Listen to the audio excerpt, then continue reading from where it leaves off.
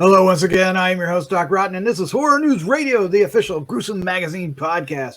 Back with me again this week are the scariest, goriest, bloodiest co-host on the net, and tonight we're reviewing the Djinn. Yes. With me tonight is Dreher, lead new writer at Gruesome Magazine. Dave, how you doing? Hello, Mr. Rotten. I'm fine. Thank you for asking. I just don't want to read any. I don't want to read any book passages the hour before midnight with a candle lit.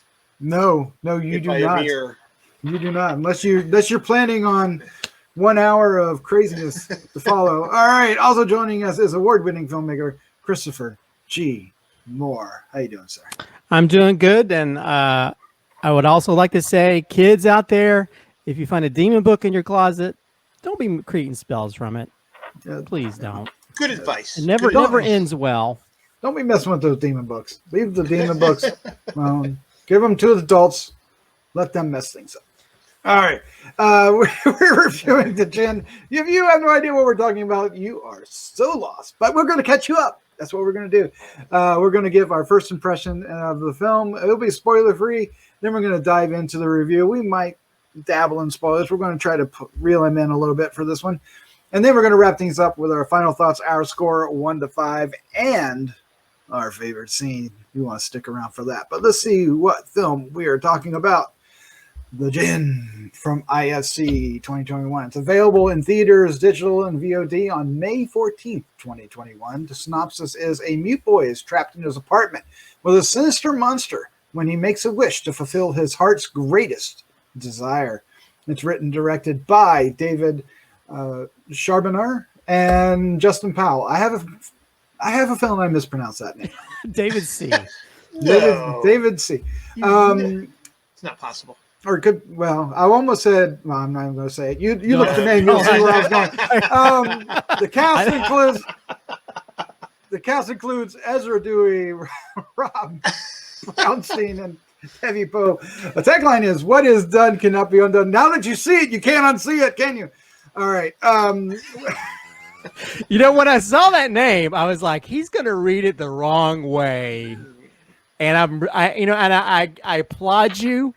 You went out of your way to read it in a fancier way, because otherwise I really thought you were going to call it Charbonier. I thought you were going to do that. I'm sure he probably has the people that maybe make that joke a lot with his last name. I'm sure he's never heard that before. Never heard it ever in his life. Yeah, well, just know that I mispronounce every name. I cannot pronounce names.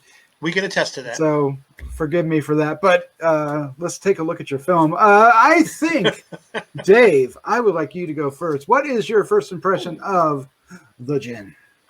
The Djinn. Well, every time I think of a Djinn, I always think of the Wishmaster, right? Wasn't he a Djinn? Yeah. Yep. So this definitely wasn't that. This was an interesting film. I love the fact that it was all kind of set in basically 3 rooms? 4 rooms max, maybe. An apartment, yeah. And really very few characters. I was a little confused at first. I didn't know if the kid was deaf and mute, or just mute, because the beginning of the movie is so silent. I mean, there's nothing until we get to that ceiling fan spinning. And I thought for a while, I'm like, oh great, the screener has no goddamn sound. And so I was a little confused, and the father's using sign language, which I'm not sure. I mean, the kid can hear. He just can't communicate vocally. So that confused me a little bit. But I quickly got away from my confusion and kind of figured that out. I'm interested to see what you guys think about the CGI in this. I found the CGI to be rather jarringly bad at points in time. But the story and the acting and stuff is so good that it actually kind of erases those issues. But there was a couple moments CGI-wise that I was just like, oof. Oof. Oof. Are you talking about there's some low-budget smoke going on, right? Yeah, the low-budget smoke. The low-budget smoke was a biggie. But the little kid is amazing in it. Yeah, anyway, I'm kind of babbling on a little more than I wanted to. I like this quite a bit. That's my first impression. Well, that's a very first impression. All right, Christopher G. Moore, what was your first impression of the Djinn? Yeah, I had a similar issue at the very beginning, like Dave had, because I was kind of figuring. I was like, yeah, because I thought he was a deaf mute or whatever, and then like. And there's like a point where he's talking to him and he's looking down and it's like, he's not hearing you. And then I realized, oh, he's listening to music. So yeah. I guess I feel like something should have been something in the dialogue should have been addressed with that early on. So I wasn't so confused. But then you realize, okay, I understand now. That kid is wonderful. He gives a really wonderful performance and he's the primary, he's in it in like almost 100% of the movie. And him having to deal with what's going on, the supernatural stuff happening. Yeah. I mean, I will say that the smoke, the black smoke stuff was very like 1990s. But it didn't really bother me as much. I mean, the scare, I mean, this film literally scared me. And I haven't really had that happen in a while with all the movies that we watch and stuff that I watch. This one literally had me like curled up on the couch, yelling at the kid, like, get a weapon, do this, do that, and I mean, a lot of the scares are your traditional scares. You're like, oh no, I know something's going to happen. And it happens and I'm still scared. So kudos to the filmmakers. I mean, the cinematography is really well done. There's a couple of scenes where it's just long camera work where the camera is just going around the apartment and stuff. And so it really helps to build the atmosphere. Mm-hmm. And all these little puzzle pieces that they put out there that they start slowly putting together, and him and this kid having to find some way out of the situation really works. And especially when, the supernatural things that are after him and stuff are really well recognized, really well created. And it had me creeped out. It had me literally creeped out. I had chills during parts of this film.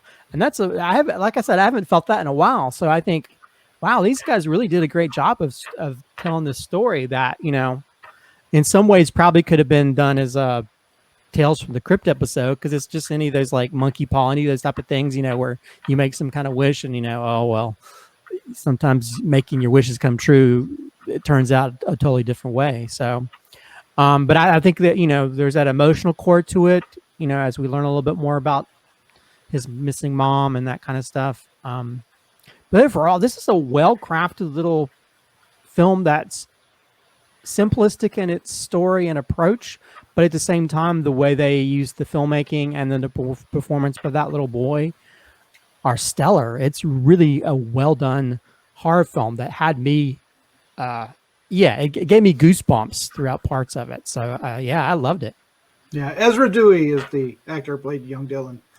So yeah, he's evidently, I looked and he's acted in at least one or a few of the films before this. So yeah, he was really good, and he, like you said, he had a lot on his shoulders to carry this film, and he does. And I would say that there are flaws in the movie, but the filmmaking, just the true filmmaking and the storytelling, overcomes those flaws, right? And we talked about maybe a little script issue at the beginning, at least communicating the scenario. And we talked about the special effects, which I think all three of us agree.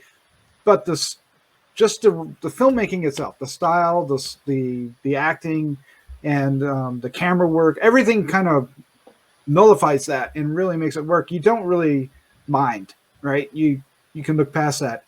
And I agree. I was tense. I was on the edge of my seat. Now I got scared twice. One time from the movie, one time from my cat.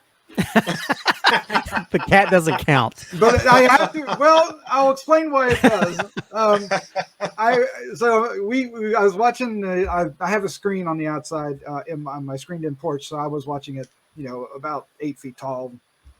On the screen, and it was great. It was a great time to watch it, and it really felt like I was it gave me kind of a pseudo theater drive-in kind of experience, and I really enjoyed it. And it really got into the movie, and I was so into it. And I was like into it. And somehow the cat got behind the screen and jumped out from underneath the screen at a pivotal moment, and I pooped my pants. It was just so funny. And then there's one scene where it's so obvious what's going to happen. It's so obvious, and yet I still jumped. It still got me. So the second one is just, it's just good horror filmmaking. The first example that I gave with my cat just represents how on the edge I was. Right? It's one of those things where I can imagine watching this in like a film festival or at a theater, and you just, it's almost white knuckle.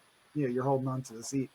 It really is a fun movie. The only thing I fear is that I don't know if it's not made for, the TikTok audience, right? The quick bang bang MTV kind of snap. It is deliberate, but it is done with such class that I hope that people give it a chance, because I have a very good feeling this is going to end up on the top of my best of the year list this year. Not the top, but in the top 10. You could make it in the top 10, huh? Yeah, I think so. It's shot up to mine. I can see that. It's shot up to mine.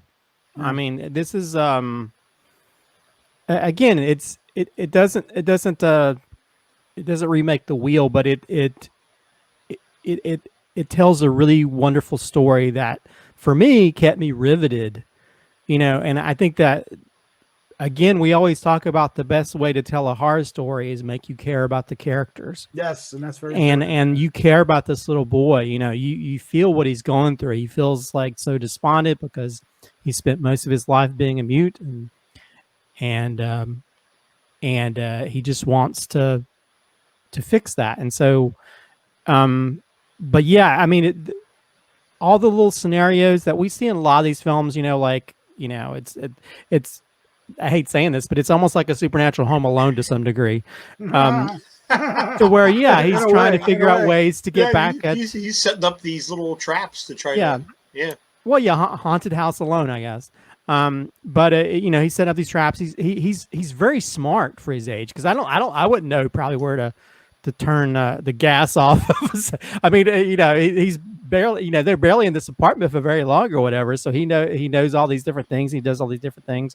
So yeah, he's a smart protagonist, even though he's a little boy, and he's not, and so, and he's still trying to fight through pain, through all these different things. And he's definitely still fighting the trauma from, what happened earlier in his life. And so, yeah, and again, a lot of this is the cinematography and how they map out. I mean, this feels very, I hate saying this, it feels very James Wan-ish in how its approach to the scares and its approach to sort of building the atmosphere. You're building to that moment, and a lot of times you're like, oh, I know something's going to happen, and then it happens, like, you still got me. But yeah, it's and for them to be shooting in such a sort of a compact environment, like an apartment complex, I was thinking, like, how are you going to be able to bring scares? But because you have all these different cubby holes and bathrooms and there's ways of getting around. There's different ways of getting around in this apartment, the way it's planned out. And they still do a great job of it, and they don't pull any punches with the ending either. No, they don't. So yeah, it's a really well done film, and yeah, I was really shocked. I watched this during the day and I was creeped out. So I applaud them, Yeah. It's very important that you care about the kid. I mean, that makes this film, you're quickly invested in what's the outcome. And then there's also stakes, and sometimes the stakes don't translate, for a film, right? The protagonist is in a jam, but sometimes you don't really care. But this time the stakes feel real. He needs to survive that hour. We don't know those right at first, but over time we learn that there's, from 11 o'clock to midnight, he has to, not die. And it's handled really well, and you really do feel like he's in danger. And at one point, you know, you really, really feel he's in danger. It's really smart on how it like picks the different versions of itself to become, you know, the Djinn, if you will. It's really interesting, and it takes a little bit to kind of catch on, and I kind of like that it doesn't treat everybody stupid. You know, it's all there, but you really do need to pay attention to kind of follow what's happening, or you might get a little lost. But it is all there to understand what's happening and what this creature is doing, and you know where it's going to go, and it does. But it's as far as the creature's appearance, but it's so rewarding in that respect, because what it leads up to is there's a parallel flashback kind of thing going on every time he kind of phases, you know, falls asleep or, you know, passes out for a bit, and he sees the past with this event, and you know, there's a parallel between that and what's happening to him in this story, and also what his objective. So what is it with Shrek and his layers?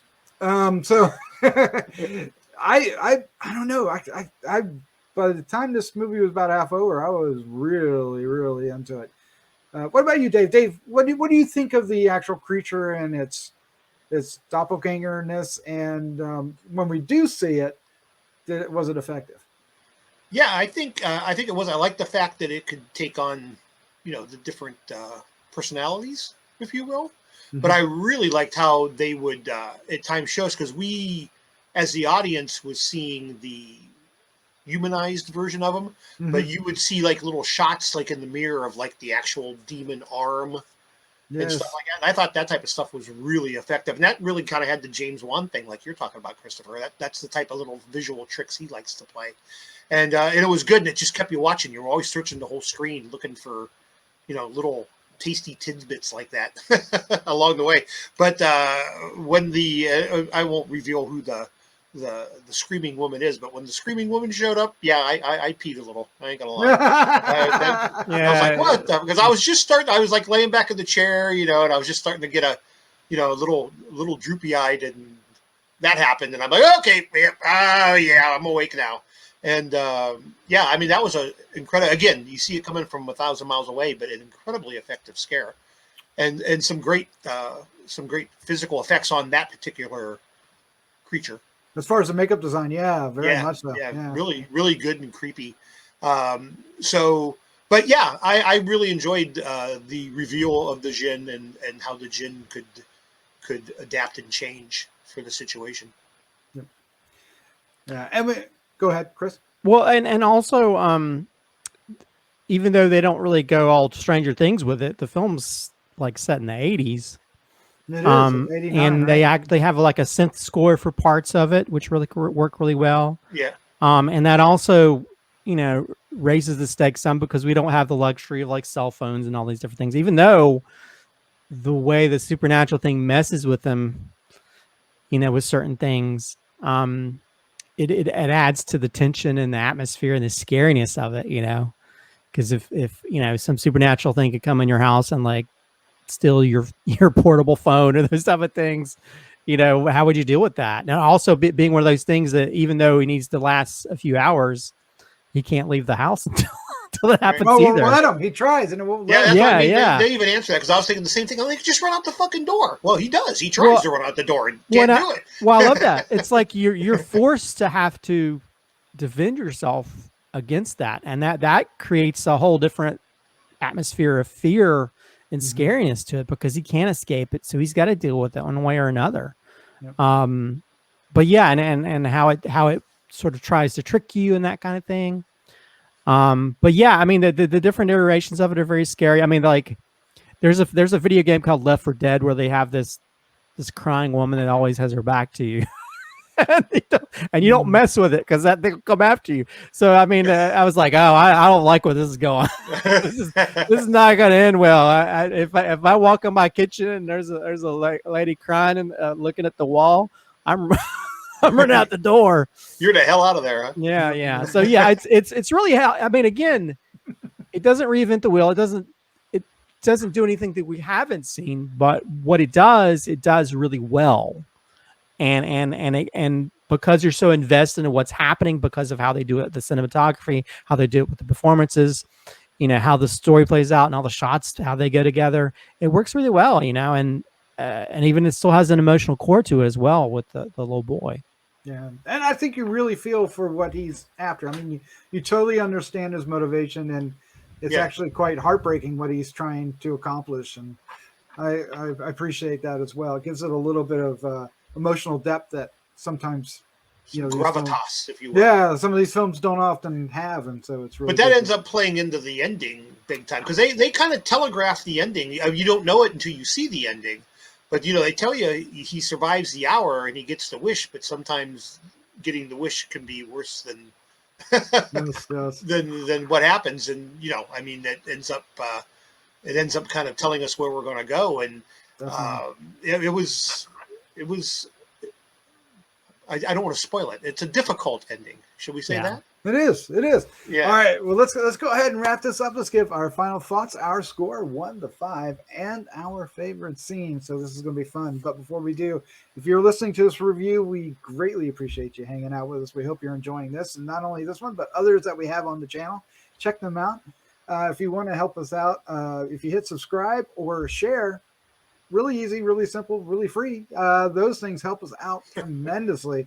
It's not just free, it's really free. It's really free. It's so free. It's free. You can leave some comments down below. If when you see this film, not if, when you see this film, let us know what you think about it. We'd love to hear. We also want to quickly thank our patrons over at Patreon, who, without their patronage, we wouldn't be able to do Horror News Radio, Decades of Horror, Heroes and Droids, and Gruesome Magazine.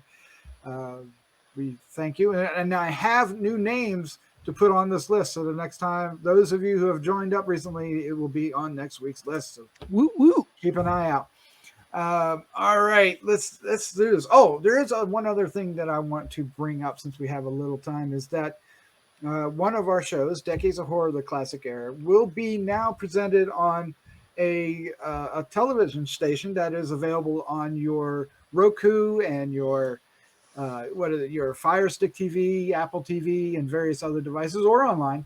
It's called the Classic Sci-Fi Channel, and our Decades of Horror, the Classic Era is going to be on that. You can watch our reviews. They'll be paired with the movies when and if they're on the channel, and it's a lot of fun, and we're very excited about.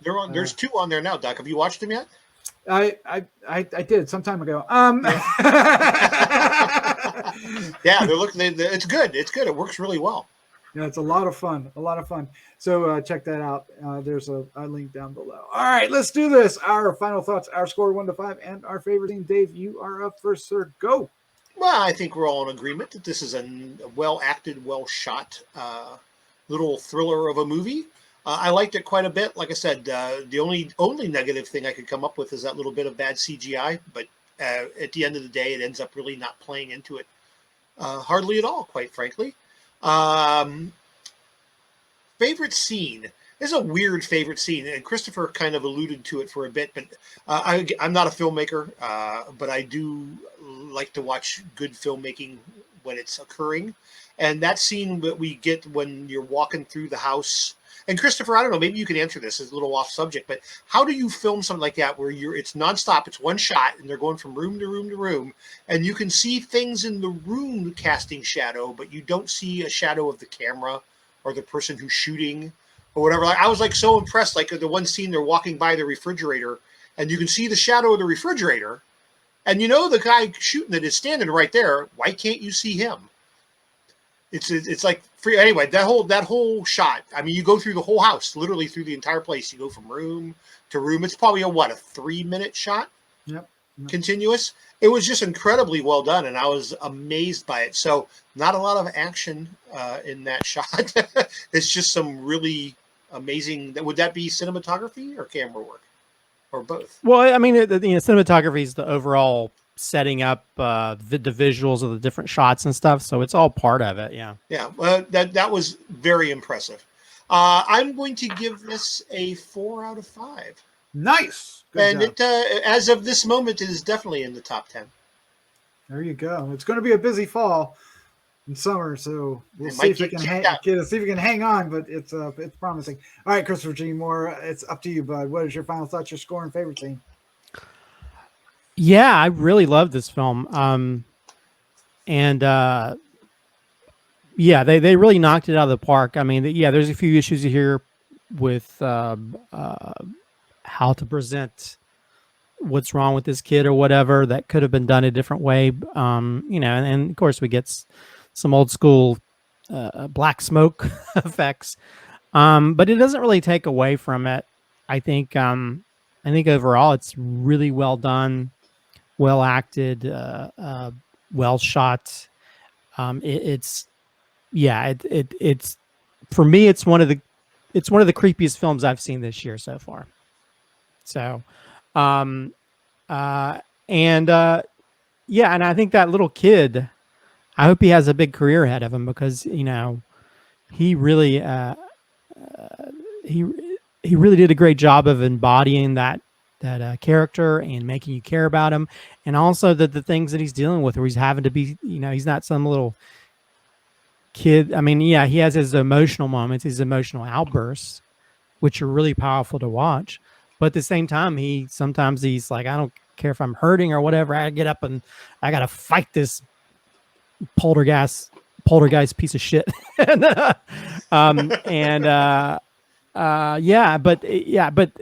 some really great scares, some really effective visuals.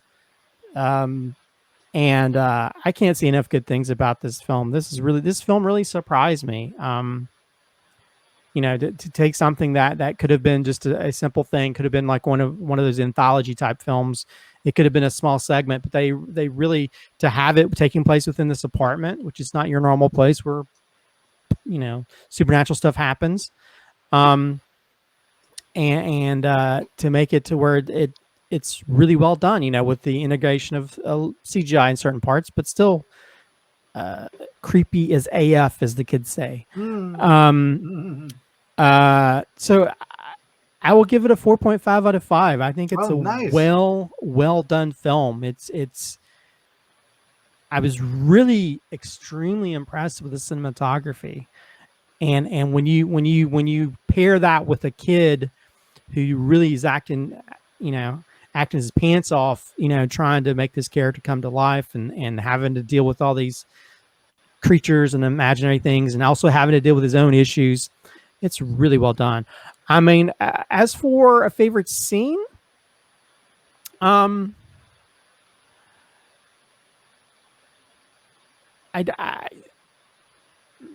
want to go for the crying woman scene, but I'm going to go a little bit earlier. I think that the scene where somebody's trying to get in the bathroom, and that arm comes out, and and the camera moves to the mirror, and you see the demon hand, and it comes back. I mean, it's really well crafted how that shot plays out, to where I was like, ooh, because there's moments like the hairs stood up on on my arm from just watching it. So I think when you can do that, when you can elicit that kind of a response from me, you've done a good job, because we watch a lot of movies, and you can also almost get burnt out on the scare stuff, but they really did a great job with this film, and I hope people watch it when it comes on video demand, or go to the theater and see it, because I'd love to see this in a theater. I can imagine all kinds of people jumping, but because it made me jump a few times on my couch during the day. So bravo, well done film. Well done. What you guys said, what I like about this film is that you quickly get invested in it. It has stakes, and it tells you everything without telling you everything. It's all visually told, except for when they're literally reading the book, right? And that's fine. You got to have some exposition in a film. I'm not going to challenge that, but a lot of what the creature's doing, and what the boy's doing, and what his dreams are about, are all told visually, and I really appreciate that. if I were really pushed comes to shove, I'd say maybe it felt like it was a little stretched, like it was a short film stretch to a feature length. But if that was the case, I think they did a great job of it, because they really filled in those blanks. If this, if this was a 30-minute film, the other hour was really worth it, because that they structure in a way where, you start off with, just introducing it, and then it takes one phase and it takes another phase, and then the third phase is, the scary part, the really scary part. I mean, it's scary all along, but then, it really hits home at the last one. And that's good structure. That's just good filmmaking and good storytelling, and that's what that's what elevates this particular film, is the directors, the cinematography, and the actual storytelling, along with Ezra Dewey, who acts the hell out of this. I do believe he's in every single shot, except for maybe that one shot where we're getting a shot of the apartment, right? And other than that, I think he's always in it. And it's this is really a well done film, and I hope people get to see it, and I hope people get appreciate it as much as we do. Now, of course, we get to see so many films that it can often take a lot to kind of impress us in this manner, or give us a scare, because we're so accustomed to it. I mean, I see 3 or 4 movies a week, for the shows, so I see a lot of movies. But this one really was fun, and it did make me jump. It gave me a legitimate startle and scare, and I found myself on the edge of the seat, trying to, feeling anxious about what was happening on the screen, and that's a good thing. That's a good thing, and that's so I had written down 4.25, but if you were to twist my arm, it wouldn't be hard to go to 4.5. So keep that in mind. Since nobody else chose it, I'm going with the crying woman scene. But more than just the obvious startle, what I liked was it followed it up. So if you're watching it and you go like this, when you go like this, it's still scary, because other stuff is following right behind it, and because there's a hallway there's the main apartment kind of goes in a circle, right? There's like a wall in the middle of it, and you go one way or you go the other way, through the living room or down the hallway by the kitchen. And he's running from this thing, and it's it was like, holy shit. Like, oh my God. But at the same time, there was something really interesting going on with that, because of what we learn about, the Djinn during this hour, and how this kid manages to make the most of his opportunities. So I know this is a great film. Look for it. It is coming out on the 14th. So we hope you get a chance to see it. And when you do, let us know what you thought down below. Yes. Do it. We'll be very interested to hear. We'll send the Djinn after you if you don't. Shit. With the 90s black smoke. Just straight out here. All right. Thank you all for hanging out with us. Dave, Christopher, thank you for joining me. This was a lot of fun. Thank you, Doc. You said it's a good one this week. Yeah, I'm so glad you guys like this. I wasn't entirely sure, but I'm so glad you guys did. I loved it. Yeah, it's definitely worth seeing. So go check it out. Check it out. All right. Let's say goodnight. Good night. Good night.